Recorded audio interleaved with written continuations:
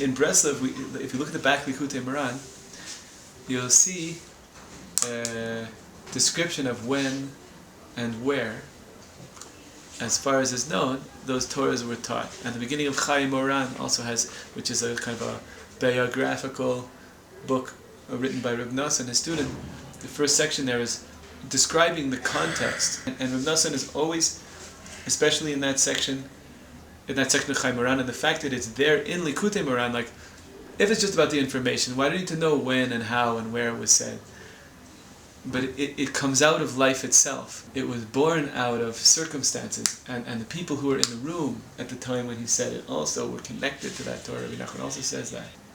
What I'm getting at is, as opposed to being abstract, unembodied information that's just to be imprinted upon the world, it emerges from experience, from literally his own life experience. For instance, when he was telling over the stories, his famous stories, he heard people talking or saying, you're already talking about the next day, right, of the 7 beggars. Then he went and started talking about that day. Because he would respond to life in a way that I think is possibly, everybody does it to a certain extent, but the fact that he does it so consciously, and that Reb Nosson writes about it so explicitly as being not circumstantial and not just like it happened to be, but that it gets born out of life itself. Meaning to say, I think a big part of the creative process is that the artist has an idea of what they want to make, but while they're making it, it happens, right? Like there's just an interaction with life that's going on. So it's not just an imprint of like some technological form that I'm just like cookie cuttering the world, but that's I think a huge. But Torah 13 in the Likutei Moran speaks about this, that the tzaddik takes mamish, the souls of the people around them, and they go ratzo, they explore, he takes their longings, travels with them to a high place, and then brings down, like rain, like we talked about rain before, it brings down a sense of quenching that is specific to that exact group. So like it could be that creative people smell the rain in his teachings. They taste the fact that it emerged from life and not just from a abstract knowledge and not just from an informational place. That's one thing. There's so many things to say about how Rabbeinu. I mean, you spoke about dance, clapping the hands. The voice, before it becomes speech, music, even jumping, how jumping, literally putting air between you and the ground can help lift your spirits. He wrote about this, like he spoke about this. Oh, cool. Well, when they flip around off buildings. There was one time he jumped over a wall and he was hanging onto the side of the cliff, wasn't it, yes. when he went to Israel. So, he was being chased. So these things are all seamlessly part of his Torah. It's not like that there's these ideas, this like compartmentalized life.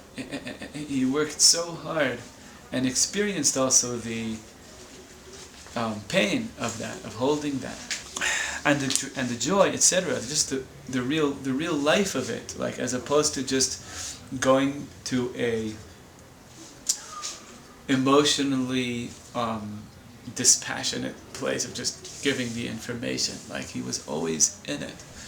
But the concept of dance, he once said, there's a nigun to each of my Torahs and a dance to each of my Torahs. And if I would say the Torah while singing the nigun and doing the dances, all of creation would just be like nullified to Hashem. It would just like, he says, like he had to like kind of even hold back a certain degree of the embodiment of the Torahs that he's speaking about. Another really important thing about his Torahs is that you'll notice that in many Torahs, for instance, the famous Torah 242, 282, Reish Pei Beis Azamra, the goal of Azamra of the concept, like the end point, like what does the Torah all take you to, is to be able to talk to God. There are many Torahs like that meaning to say the climax is to enter into a process. The climax is to be able to express yourself, which is, speech is the most, basic form of creativity. I mean, oftentimes it doesn't get used that way, but that's what it is. That's where your soul is revealed. What you want, what you think, what you're feeling, and it's the face also, and all the muscles in the face, and all the pele, body movements also.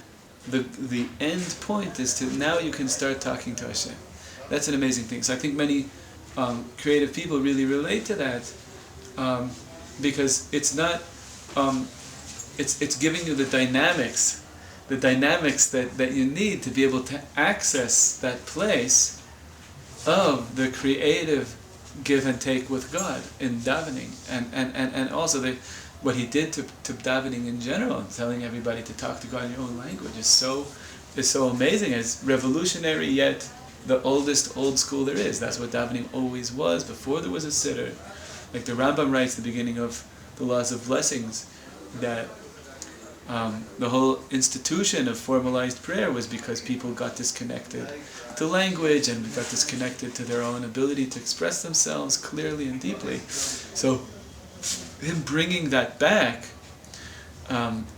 is huge for all of us. I mean, it's so huge. It's the most incredible piece of advice to be able to experience God in your life. And so many Torahs in Likutei Moharan giving you the dynamics to be able to access, to be able to unleash your own speech to God, which is that's the root of all creativity. I think it's the root of the place where the soul meets the body and speech comes out, and then he even says divrei halev hem divrei Elokim mamish, that the words of the heart are the words of God mamish. Like he says all these incredible things. Chelki Hashem ramra nafshi al kein ochilo, the pasuk from Eicha. Or I forgot if he brings the pasuk from Eicha or from Tehillim. There's another pasuk in Tehillim that says also Chelki Hashem. My chelik, my soul, which is a piece of God, which is chelik Elokai mimal, teaches me. And he empowers people, like, listen to your own soul, let it teach you. There are very few Rebbes who kind of say that out in so many words, so starkly, so clearly, to listen to your own soul. Also in his poem at the beginning of Likutei Moharan, very, very important to look at that poem.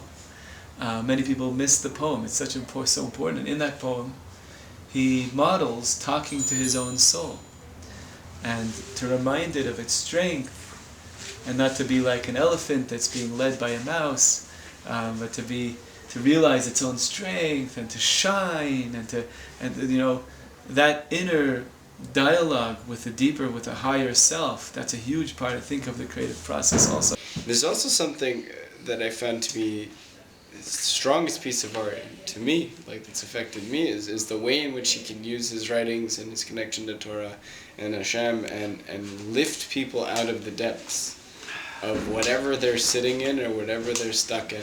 And that's sincerely an art, in the same way that a doctor that's become very good at what they're doing, and a musician and a scientist that's become so good at what they're doing that they feel it through and they can understand what the person might need and be able to gently suggest to them. He does that and pulls people out of the greatest depths, and it's so cool.